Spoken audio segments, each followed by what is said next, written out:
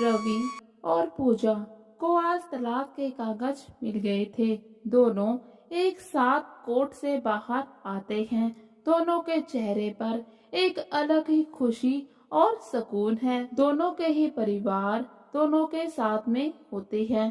दोनों के चेहरे पर जीत की खुशी साफ साफ नजर आ रही है। 4 साल की लंबी लड़ाई के बाद आज फैसला हो चुका था। दोनों की ही शादी को यूं तो 10 साल हो गए थे, लेकिन साथ में सिर्फ 6 साल ही रहना हो पाया। 4 साल तो तलाक की कार्रवाई में ही गुजर गए। अदालत से निकलने के बाद पूजा के हाथ में दहेज के सामान की लिस्ट थी जो उसे रवि से लेना था, और रवि के हाथ में गहनों की लिस्ट थी जो उसको पूजा से लेने थे। और साथ में रवि को कोर्ट का ये आदेश था कि उसे पूजा को 10 लाख रुपए मुआवजे के तौर पर देने हैं। पूजा और रवि फिर एक ही टेम्पो में बैठकर रवि के घर पहुंचते हैं। पूजा को रवि के घर से अपना कुछ जरूरी सामान लेना था। बस इसीलिए आज 4 साल बाद अपने ससुराल जा रही थी, और शायद ये वो आखिरी बार अपने ससुराल जा रही थी। इसके बाद शायद अब वो कभी भी भविष्य में अपने ससुराल दोबारा नहीं जाएगी। सभी लोग जा चुके थे। घर पर सिर्फ 3 ही लोग थे, पूजा, रवि और पूजा की माँ। रवि यहाँ पर अकेला ही रहता था। उसकी माँ, बाप और भाई बहन गांव में रहते थे। रवि और पूजा की एक प्यारी सी बेटी भी होती है जो तकरीबन 8 साल की हो चुकी है, जो 18 साल तक पूजा के साथ ही रहेगी। लेकिन रवि उससे महीने में 1 या 2 बार मिल सकता है। पूजा जैसे ही अपने घर पहुंचती है तो सारी यादें ताजा हो जाती है। पूजा एक बार फिर से अपने अतीत में पहुंच जाती है। कितने अरमानों से बनाया था उसने ये अपने सपनों का आशियाना, और रवि ने भी कोई कसर नहीं छोड़ी थी। रवि पूजा की हर ख्वाहिश बहुत ही शिद्दत से पूरी करता था। घर की एक एक चीज में जैसे मानो पूजा की जान बसती हो। आज भी वो सभी चीजें पूजा को उसी अतीत की याद दिला रहे थे जहाँ पर उसने रवि के साथ प्यार भरे लम्हे जिए थे। रवि भी अंदर आकर बेसुध सा सोफे पे आकर बैठ जाता है और पूजा से कहता है, ले लो, जो भी तुम्हें लेना है तुम ले सकती हो, मैं तुम्हें कुछ भी नहीं कहूँगा। तब पूजा रवि को बहुत ही ध्यान से देखती है कि इन 4 सालों में कैसे उसका शरीर पहले से आधा हो गया, चेहरे की रौनक भी चली गई, बालों में भी सफेदी आ गई। फिर पूजा स्टोर रूम की तरफ जाती है जहाँ पर उसके दहेज का सामान रखा होता है। दरअसल रवि और पूजा की लव मैरिज हुई थी।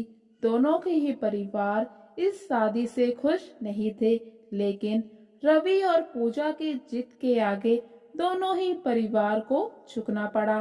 फिर दोनों की शादी हो जाती है, लेकिन रवि एक दिन पीकर आ जाता है और नशे की हालत में गलती से पूजा पर हाथ उठा बैठता है, जिससे गुस्सा होकर पूजा अपने मायके आ जाती है और फिर गुस्से के कारण मायके में ही रहने लग जाती है, वापस नहीं जाती।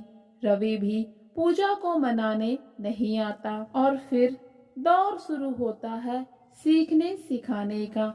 यहाँ रवि के भाई भाभी उसके खूब कान भरते हैं। उधर पूजा की माँ भी रवि को शराबी जुआरी कहने लगती है और कहती है, ऐसे आदमी के साथ तो तेरा जीवन खराब हो जाएगा। और पति पत्नी के छोटे से झगड़े को फिर कोर्ट तक घसीटा जाता है और दोनों का ही तलाक हो जाता है। पूजा की माँ दहेज का सामान ढूंढने लगती है और कहती है, कहाँ है सारा सामान? जरूर बेच खाया होगा इस शराबी ने। शराबी शब्द सुनकर पूजा गुस्से से अपनी माँ की तरफ देखती है और कहती है, माँ तुम चुप रहो। पूजा को जैसे मानो रवि के लिए शराबी शब्द बिल्कुल भी अच्छा ना लगा हो और फिर पूजा स्टोर रूम से अपना सारा सामान ले लेती है। वो रवि के किसी भी सामान को हाथ तक नहीं लगाती। उसके बाद गहनों से भरा बैग वो रवि को देती है, लेकिन रवि लेने से मना कर देता है। रवि पूजा से कहता है, ये गहने तुम अपने पास ही रखो, तुम्हें आगे चलकर इनकी जरूरत पड़ने वाली है, क्योंकि इस दुनिया में जीना आसान नहीं है। रवि आगे पूजा से कहता है, पूजा कोर्ट की बातें कोर्ट में ही खत्म हो गई। वहाँ पर तो मुझे भी शराबी, जाहिल, गवार और ना जाने क्या क्या बोला गया। रवि की बात सुनकर पूजा की माँ कहती है, रहने दो, हमें तुम्हारे गहने नहीं चाहिए और ना ही वो 10 लाख रुपए चाहिए जो अदालत ने देने के लिए बोला है। रवि पूजा से कहता है, इतनी लंबी जिंदगी पड़ी है, क्या करोगी, कैसे जियोगी, इसीलिए ये गहने रख लो। इतना कहकर रवि अंदर के कमरे में चला जाता है।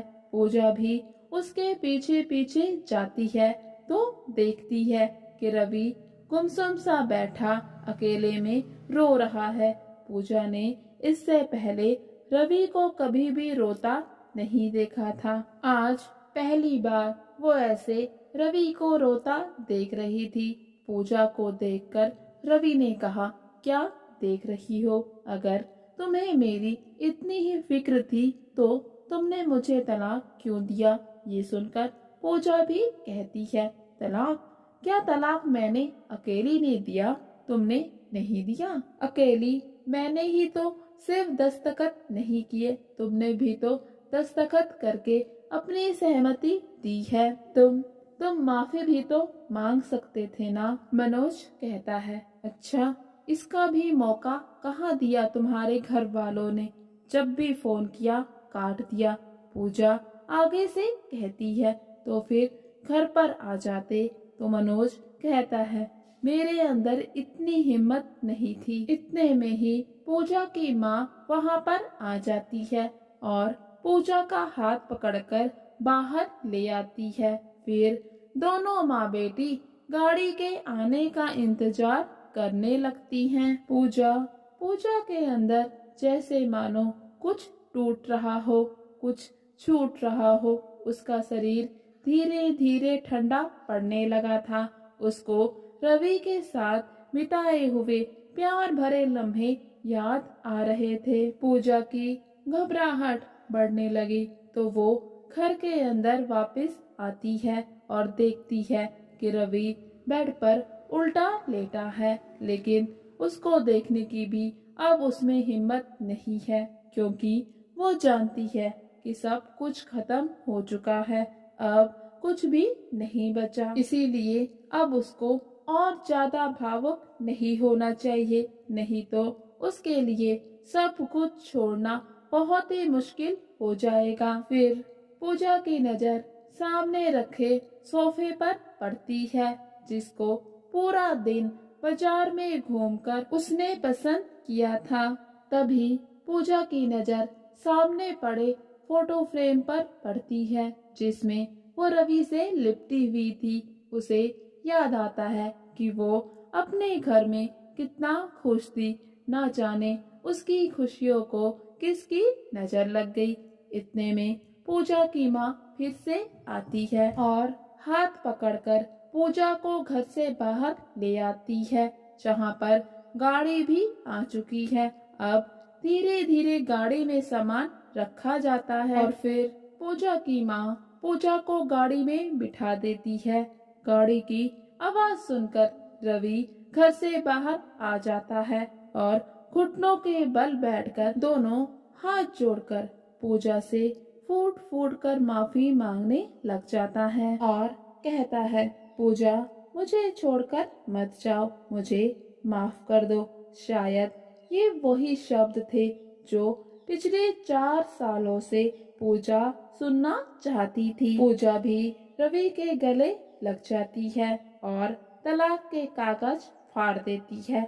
दूर खड़ी पूजा की माँ दोनों को ऐसे देखकर समझ जाती है कि इनको कोर्ट का फैसला अलग नहीं कर सकता। तो दोस्तों, अगर माफी मांगने से दिलों के रिश्ते पहले जैसे होते हों तो हमें बिना कुछ सोचे समझे समय रहते माफी मांग लेनी चाहिए, क्योंकि जिंदगी बहुत ही छोटी है, इसको लड़ाई झगड़े में हमें नहीं गंवाना चाहिए।